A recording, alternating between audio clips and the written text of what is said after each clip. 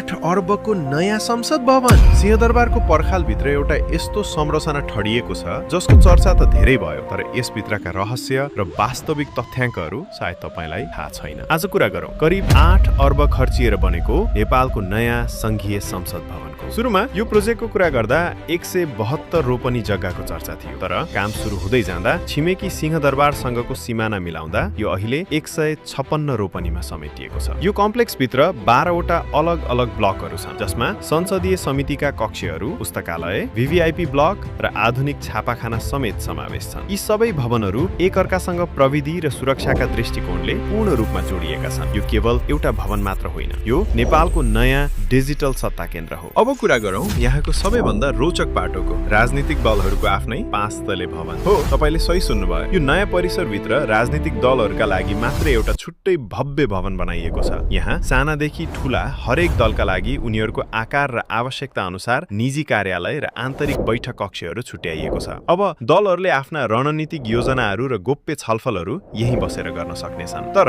संसदको वास्तविक काम केवल मुख्य हलमा मात्र हुँदैन, त्यसैले यहाँ संसदीय समितिका लागि एउटा छुट्टै मिनी संसद भवन निर्माण गरिएको छ। 3 देखि 4 वटा तलाहरूमा फैलिएका यी हलहरूमा विभिन्न विधेयक र देशका जल्दा बल्दा मुद्दाहरूमाथि घनीभूत छलफल हुनेछ। यो भवनलाई संसदको पावर हाउस भन्दा पनि फरक पर्दैन। मर्यादा र गोपनीयतालाई ध्यानमा राख्दै यहाँ एउटा विशिष्ट भिभिआइपी ब्लक तयार पारिएको छ, जहाँ सम्माननीय राष्ट्रपति, प्रधानमन्त्री र सभामुखका लागि विशेष निजी कार्यकक्ष र आराम गर्ने प्राइभेट चेम्बरहरू छन्। सभामुख र उपसभामुखका लागि त विदेशी पाहुनाहरूसँग भेटघाट गर्न अत्याधुनिक सुविधायुक्त वेटिङ र मिटिङ रुमहरू समेत बनाइएको छ, जसले हाम्रो कूटनीतिक मर्यादालाई नयाँ उचाइ दिनेछ। यो भवन बनाउन मात्रै 5 अर्ब 39 करोडको सिभिल कन्ट्र्याक्ट भयो, तर घर बनाएर मात्र त पुग्दैन, यसलाई सजाउनु पनि पर्यो। आन्तरिक सजावट यानी इन्टेरियरमा मात्रै 2 अर्ब भन्दा बढी खर्च भएको छ। समग्रमा भन्नुपर्दा यो पूरा संरचना तयार हुँदा 8 अर्बको हाराहारीमा राज्यको ढुकुटी खर्च भएको छ।